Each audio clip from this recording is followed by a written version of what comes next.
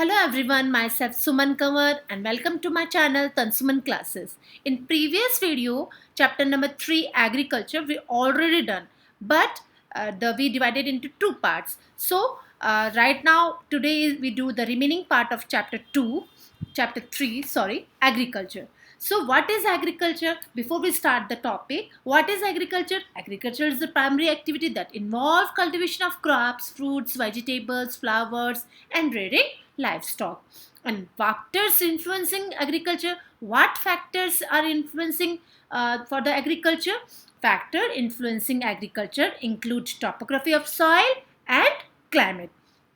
And we divided into two parts was subsistence farming and commercial farming. And today we read about the major crops found in India. So basically our population are very growing in rate, so we need the large variety of crops because for the population, for the cultivation, so we divided into many parts. So large variety of crops are grown to meet the requirement of the growing population.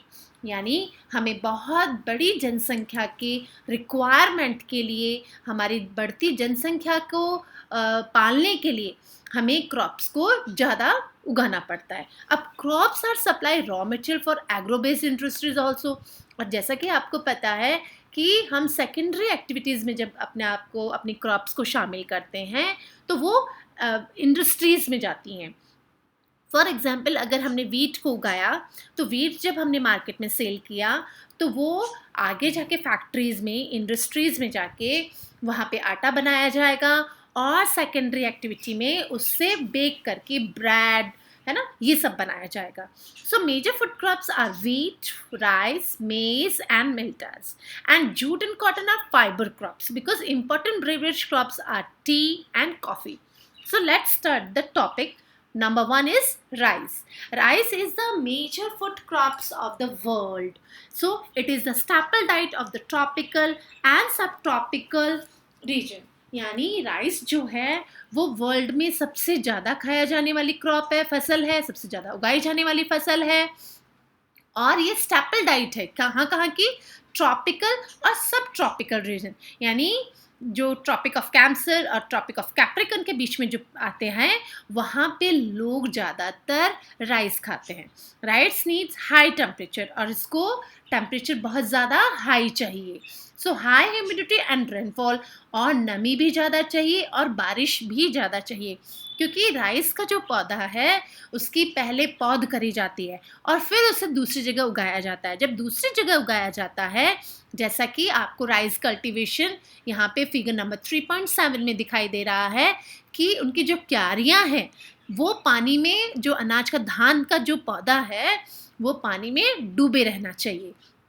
It grows best in alluvial clay soil which are retain water. और ये जो alluvial soil है, जो चिकनी मिट्टी होती है, वो इसके लिए बहुत ज़्यादा ज़रूरी है क्योंकि ये वाटर को होल्ड करके रखती है और ह्यूमिडिटी और रेनफॉल भी ज़्यादा चाहिए. So it grows best in alluvial soil which can retain water. China leads in the production of rice, followed by India, Japan, Sri Lanka and Egypt. In favorable conditions as West Bengal and Bangladesh, 2 or 3 crops are grown in a year. और जैसा कि आपको इसमें बताया जा रहा है कि इंडिया, चाइना सबसे ज़्यादा, ये राइस जहाँ पे सबसे ज़्यादा पैदा होता है वो है चाइना, और इंडिया और जापान में भी इसका प्रोडक्शन बहुत बड़ी मात्रा में होता है. साथ ही साथ इंडिया जो है वहाँ पे राइस जो है वो वेस्ट बंगाल, उड़ीसा, बिहार, तमिलनाडु और साथ ही साथ आंध्र प्रदेश में बहुत बड़ी मात्रा में उगाया जाता है. Second number is wheat. अब वीट रिक्वायर्स मॉडरेट टेम्परेचर. यानी मॉडरेट मीन्स ना तो इसको बहुत ज़्यादा गर्मी चाहिए और ना ज़्यादा सनलाइट चाहिए, but during growing season and bright sunshine. लेकिन जब इसको उगाया जाता है तो इसको क्या होता है, रेनफॉल ड्यूरिंग ग्रोइंग सीजन, बारिश के दिनों में, और ब्राइट सनशाइन चाहिए काटते टाइम में, at the time of harvest. इसको बारिश यानी तेज धूप चाहिए. It thrives best in the well drained loamy soil. और ये लूमी सॉइल में बहुत ज़्यादा अच्छा पैदावार देता है. Wheat is grown extensively in USA, Canada, Argentina, Russia, Ukraine, Australia and India. In India it is grown in winter. और जैसा कि USA, Canada, Argentina, Ukraine, Russia, Australia और इंडिया में गेहूं बहुत बड़ी मात्रा में उगाया जाता है, परंतु इंडिया में ये सर्दियों में उगाया जाता है. और साथ ही साथ में 70% of wheat is produced by the state of Punjab, Haryana and UP in India. तो you must write down in your notebook, because आपको ये जो इंडिया के जो स्टेट्स दे रखे हैं बुक में दिया हुआ नहीं है. तो it is the extra knowledge for you कि आपको पंजाब, हरियाणा और यूपी लिखना है, क्योंकि ये इंडिया का 70% गेहूं यहाँ से हमें मिलता है. And the third one is millets. Millets यानी कि जो बाजरा, they are also known as the cereal, जो आपके अनाज होता है उसके कैटेगरी में ये आता है. Coarse grain and can be grown in a less fertile and Sandy soil. और जैसा कि आपको पता है कि ये मोटे दाने वाली मिट्टी में भी उग जाता है, लेस फर्टाइल चाहिए इसके लिए, और सैंडी सॉइल में भी ये इजीली उग जाता है. और it is Hardy crop that needs low rainfall. और ज़्यादा बारिश की भी यहाँ पे ज़रूरत नहीं होती है. So that needs low rainfall and high moderate temperature. और इसको हाई मॉडरेट टेम्परेचर की ज़रूरत पड़ती है और ज़्यादा बारिश की ज़रूरत नहीं होती है. Jowar, bajra and ragi are grown in India. और ज्वार, बाजरा और रागी इंडिया में उगाया जाता है. And other countries are Nigeria, China and Niger. और अदर कंट्रीज़ जो हैं वो नाइजीरिया, चाइना और नाइजर है. और जैसा कि इंडिया में महाराष्ट्र, हरियाणा, यूपी, आंध्र प्रदेश, कर्नाटका और गुजरात में बहुत बड़ी संख्या में, बहुत बड़ी मात्रा में ये उगाया जाता है. नेक्स्ट वन इज मेज. मेज यानी मक्का. अब maize is also known as a corn. Various colourful varieties of maize are found across the world. अब आप ये देखिए, आपको डू यू नो दैट यहाँ पे पिक्चर में बहुत सारे टाइप्स ऑफ मेज दिखाए हुए हैं, मक्का दिखाया हुआ है. और देखिए ब्लैक है, ब्राउन है, वाइट है, येलोइश है and reddish also. So it is grown in basically in India. It is grown in the part of Haryana, UP, Punjab, Madhya Pradesh, Bihar and Rajasthan. So maize requires moderate temperature, rainfall and lots of sunshine. इसको moderate temperature चाहिए और साथ ही साथ sunshine चाहिए. इसको बहुत ज़्यादा सूरज की रोशनी चाहिए. It needs well-drained fertile soil. Maize is grown in India, America, Brazil, China, Russia, Canada, India and Mexico. और ये इन सभी देशों में होता है. और बेसिकली नॉर्थ अमेरिका में बहुत बड़ी संख्या में इसे उगाया जाता है. और वेल ड्रेन फर्टाइल सॉइल चाहिए इसको ग्रोथ के लिए. और ये इंडिया में सबसे ज़्यादा पंजाब और हरियाणा में होता है. और फिगर नंबर 3.10 में आपको दिखाया हुआ है कि कैसे मेज़ की कल्टीवेशन कर रहे हैं farmers. Next one is cotton. Cotton require high temperature. जैसा कि आपको पता है कि कॉटन को बहुत ज़्यादा हाई टेम्परेचर चाहिए, लाइट रेनफॉल चाहिए इसे. 210 फर्स्ट 3 days, यानी कि इसको जो पाला रहित, जो कि पाला ना पड़े, तो इसके लिए 210 days इसको चाहिए. क्या चाहिए? Bright sunshine for its growth. इसकी ग्रोथ के लिए, इसके डेवलपमेंट के लिए, इसके पनपने के लिए, बड़ा होने के लिए ये कपास के फूल को सनशाइन की बहुत ज़्यादा ज़रूरत होती है. It grows best in black and alluvial soil. और ये अधिकांश एल्यूवियल सॉइल और ब्लैक सॉइल में उगाया जाता है. और साथ ही साथ China, USA, India, Pakistan, Brazil, Egypt are the leading producers of cotton. और in India, we cultivate in the India, Pakistan, Brazil, Egypt and साथ ही साथ में तमिलनाडु, कर्नाटका, गुजरात, मध्य प्रदेश एंड एमपी, जहाँ पे कि कॉटन को बहुत बड़ी संख्या में उगाया जाता है. And it is one of the main raw material for the cotton textile industry. और ये कॉटन टेक्सटाइल जो इंडस्ट्री होती है उसके लिए एक रॉ मटेरियल का काम करता है. और बहुत ज़्यादा बड़ी मात्रा में ये महाराष्ट्र में जो ब्लैक सोइल होती है वहाँ पे इसको ज़्यादा उगाया जाता है. Next one is jute. Jute was also known as a golden fibre, और जूट को गोल्डन फाइबर के नाम से जाना जाता है. It grows in as well as in the alluvial soil as required high temperature. और alluvial soil इसको चाहिए, इसके लिए इसको चिकनी दोमट मृदा जो होती है उसकी ज़रूरत होती है, और साथ ही साथ में हाई टेम्परेचर की ज़रूरत होती है, हैवी रेनफॉल और ह्यूमिड क्लाइमेट की ज़रूरत होती है. This crop is grown in tropical areas. India and Bangladesh is the leading producer of jute. और इंडिया और बांग्लादेश जो है वो बहुत बड़ी संख्या में जूट को उगाते हैं. तो you must know as a golden fibre. Golden fibre यानी जूट. तो जूट को हम दूसरे किस नाम से जानते हैं? Golden fibre. So what discovered the coffee plant? Who discovered? So there was a different interesting fact आपको साथ में दिया हुआ है. There was a different version about the discovery of the coffee. Coffee जो उगाई जाई उसके बारे में अलग अलग लोगों की अलग अलग सोच है.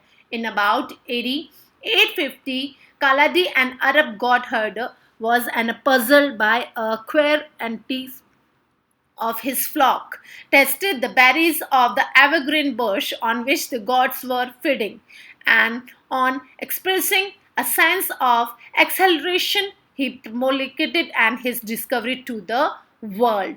और प्रोक्लेम्ड करा उन्होंने कि ये जो इसका टेस्ट है वो थोड़ा उनको अलग सा लगा. So coffee required warm and wet climate as well as drain loamy soil. इसको लूमी सॉइल की ज़रूरत होती है. हिल स्लोपी एरिया में उगाया जाता है. और for the growth of this crop more suitable, because hill जो स्लोप्स हैं वो इसके ग्रोथ के लिए बहुत ज़्यादा सुटेबल हैं. Brazil is the leading producers followed by the Colombia and India. और कोलंबिया और इंडिया जो है वो लीडिंग प्रोड्यूसर्स हैं कॉफ़ी के. और कॉफ़ी में साथ ही साथ in India it is grown in Karnataka, Tamil Nadu and Kerala. Tea. Tea is a beverage crop grown in plantation.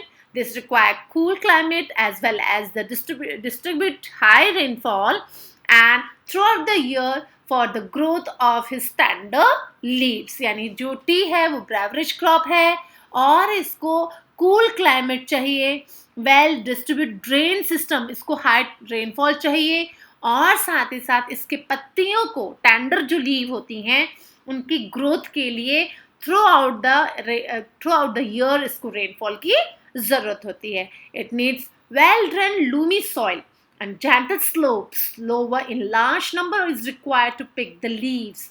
Kenya, India, China, Sri Lanka produces the best quality tea in the world.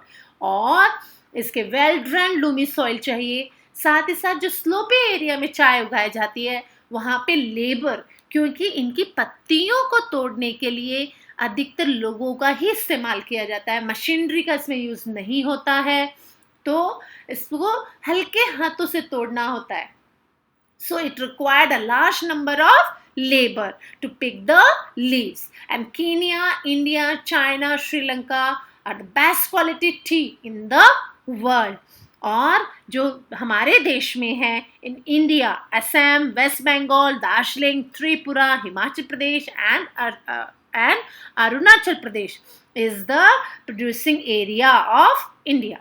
So agriculture development. अब agriculture जो development है वो कैसे possible है, तो इसमें agriculture development के लिए हमें क्या क्या करना चाहिए, तो हमें कौन कौन सी टेक्निक यूज़ करनी चाहिए, हमें कौन कौन सी फैसिलिटीज़ लेनी चाहिए, इन सब के बारे में है. तो agriculture development refers to effort made to increase farm production in order to meet the growing demand of increasing population. जैसा कि आप सबको पता है चाइना जो है सबसे ज़्यादा पॉपुलेटेड कंट्री है. राइट नाउ वो नंबर 1 पे था, लेकिन अब इंडिया ने उसको पीछे छोड़ दिया है.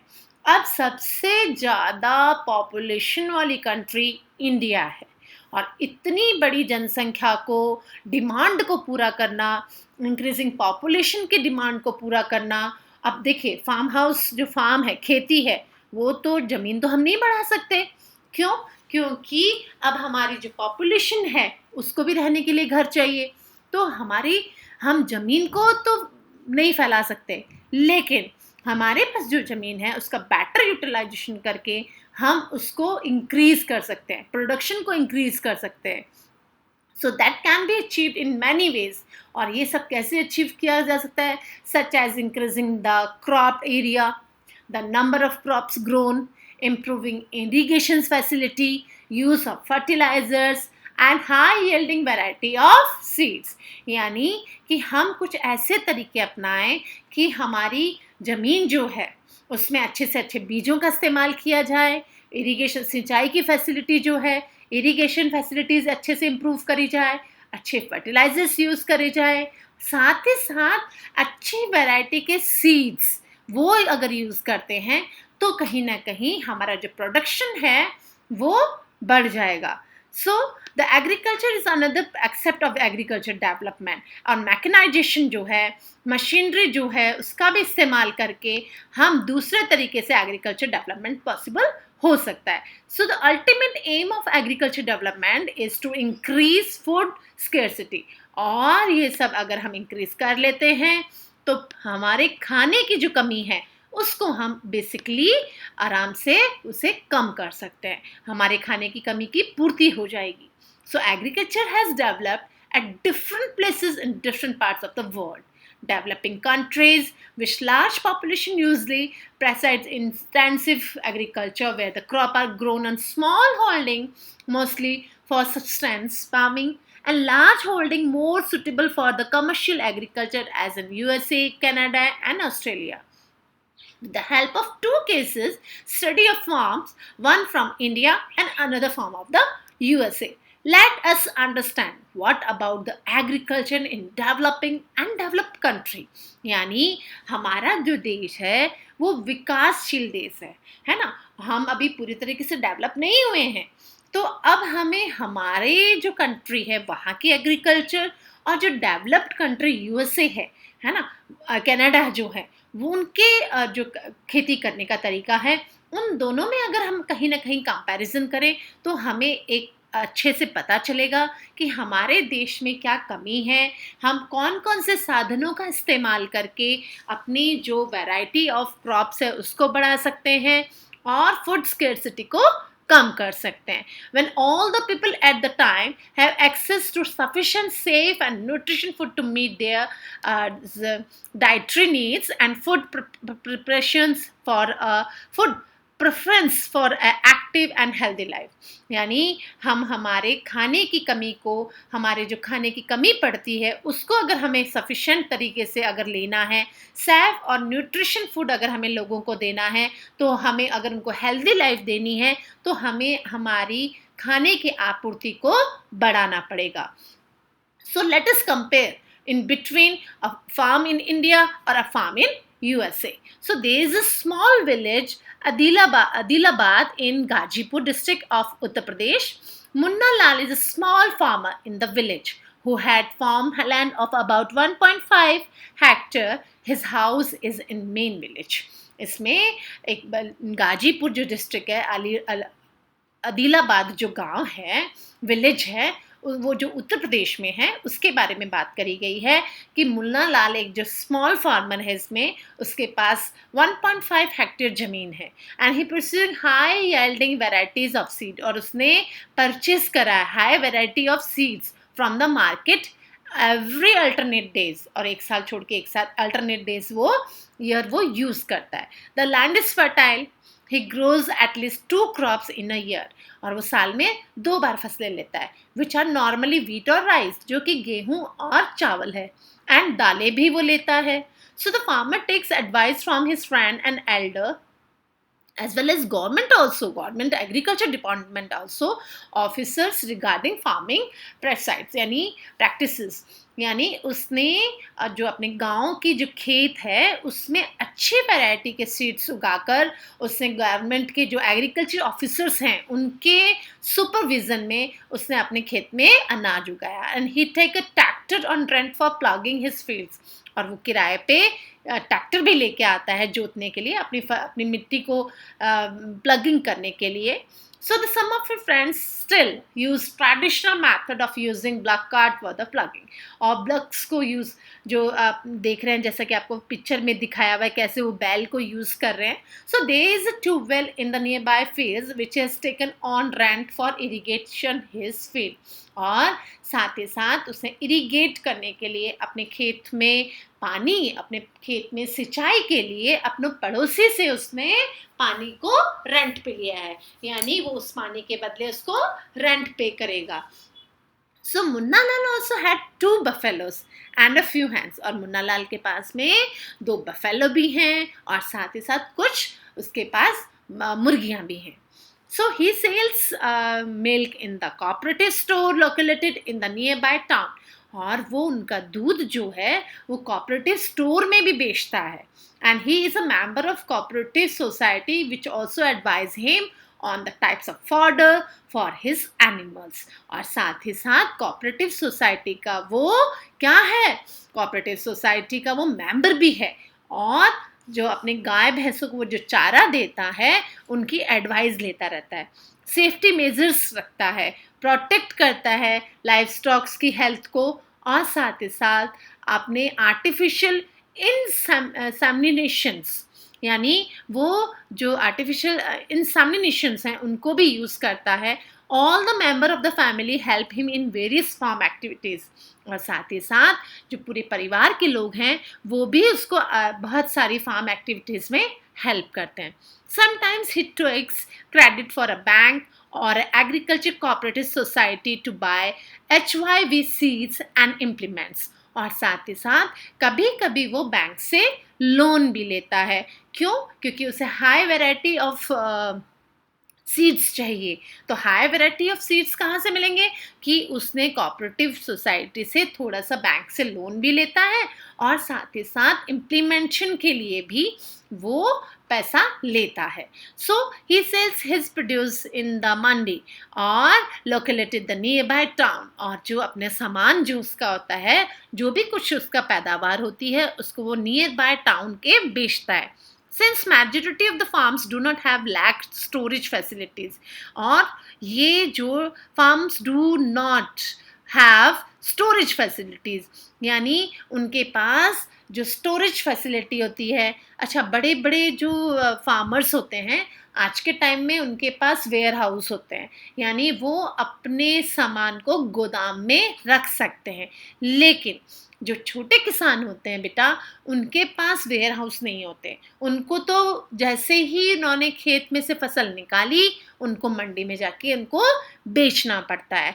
क्यों? क्योंकि बाहर बारिश आ जाएगी, आंधी आ जाएगी और साथ ही साथ जानवर खा जाते हैं उस अनाज को. तो जैसे ही उनकी पैदावार होती है, जैसे ही खेत में से अनाज निकलता है, they sell to the market. और जो थोड़ा बहुत उनको घर में चाहिए वो अपने पास रख लेते हैं. So when the market is not favorable to them, they recent years or the government has taken some steps to develop storage facilities. और market is not favorable to, when the market is not favorable, अगर उनके पक्ष में नहीं रहता है, उनके लिए फेवर नहीं रहता है, तो वो गोदामों में भी रख सकते हैं. स्टोरेज फैसिलिटीज़ उनको गवर्नमेंट के द्वारा कुछ दी जाती है. और अ फार्म इन USA, और एक फार्म जो है USA में वो किस तरीके से है. अब देखिए फार्म इन द USA कितना बड़े बड़े फार्म 3.16 फिगर नंबर में दिखाया हुआ है. बड़े बड़े फार्म हाउसेस है. हमारे यहाँ पे इंडिया में स्मॉल साइज होती है but average size of a farm in USA is much larger than that of Indian farm. और भारत के तुलना में USA में बहुत बड़ा साइज होता है खेतों का. A typical farm size in USA is about 250 hectares. और जो एक टिपिकल साइज होता है वो 250 हेक्टर्स है वहाँ पे. A farmer generally resides in the farm. Some of major crops grown are corn, soybean, wheat, cotton, sugar beet. The farmer name is Joe Huron and is a Midwest USA का रहने वाला है ये farmer. And in Iowa state own about 300 hectare of land. और उसके पास में 300 hectare ज़मीन है. He grows corn in his field after making sure the soil and water resources meet the needs of this crop. और वो फसल तभी उगाता है जब उससे ये पता चलता है कि उसकी उगाई हुई जो फसल है, अगर वो कॉर्न अगर वो उगाता है तो बहुत अच्छी मात्रा में बहुत अच्छी वैरायटी की कॉर्न उगाएगा, और उसके लिए वो श्योर करता है कि उसके लिए सॉइल कैसी है, उसके लिए वाटर सोर्सेस कैसे होने चाहिए, और adequate measures are taken to control pest that can damage the crop. और मेजरमेंट्स भी लेते हैं कि कैसे पेस्ट जैसे कीड़ पतंगे जो होते हैं वो कोई क्रॉप को कोई नुकसान तो नहीं पहुंचा रहे। And from time to time he spend the soil samples to the soil testing laboratory to check whether the nutrition are sufficient और नॉट। और वो साथ ही साथ में जो सॉइल टेस्टिंग लेबोरेटरीज होती है उसमें सैंपल भेजता है सॉइल के कि क्या वो सॉइल उस फसल को उगाने में समर्थ है या नहीं है, सफिशिएंट भी है या नहीं है। So the result helped Joe Horan to plan a scientific fertilizers program. His computer is linked to the satellite, which gives him a precise picture of his field. और साथ ही साथ में उसका जो साइंटिफिक जो तरीके हैं उसने वो भी अपनाए हैं, और साथ ही साथ सैटेलाइट से उसको वो with the help of computer उसको वो सारी पिक्चर दिख जाती है। So this helps to him a chemical fertilisers, और वो उनका यूज़ कर सकता है इजीली, केमिकल फर्टिलाइजर्स को अपने खेतों में इजीली स्प्रे कर पाता है। So the pesticides however they were are required, और उनको कैसी पेस्टिसाइड्स चाहिए वो इजीली इसका पता कर लेता है। He uses tractors, seed drills, leveler, combine harvester and threshers to perform various agriculture operations। और वो जो उसके खुद के ट्रैक्टर हैं, सीड ड्रिलर है, लेवलर है और थ्रेशर भी उसके पास में है, जो कि एग्रीकल्चर के अलग अलग तरीके से करने में उनको हेल्प करते हैं।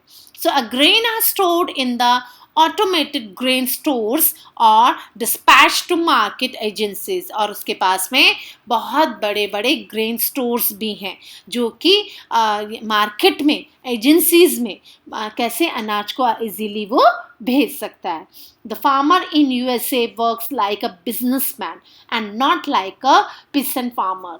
और जैसा कि हमारे देश में जो बिजनेसमैन यानी जो फार्मर है यूएसए का, वो एक बिजनेसमैन के तौर पे काम करता है। हमारे देश के जो किसान हैं उनकी तरह नहीं कि वो बस खेती में लगे रहते हैं और अपने लिए उगा पाते हैं, ज़्यादा नहीं उगा पाते, और एवरेज ही उनका प्रोडक्शन जो होता है वो ज़्यादा नहीं हो पाता है, क्योंकि वो जमींदार और लगान वालों से पैसा उधार लेते हैं, बैंक से नहीं लेते हैं, कर्जा माफ़ नहीं होता है कई बार जो मौसम होता है वो उनके लिए फेवरेबल नहीं होता, वैरायटी ऑफ सीड्स जो हैं वो उनके पास इतनी अच्छी अवेलेबल नहीं होती एज़ कम्पेयर टू दूसरों के। सो ये सब काफ़ी कुछ कारण है जिससे कि इंडिया के जो प्रोडक्शन है वो कहीं ना कहीं इस पे इम्पैक्ट पड़ता है। So in this video we done lots of things, agriculture, types of agriculture, and how to store the grains and what type of crops we grown in India, leading producers of India, what type of crop. So I really enjoyed this chapter to read. So don't forget to like and subscribe my channel and press the bell icon. And next video, please join us. And thank you. Good day. Thank you.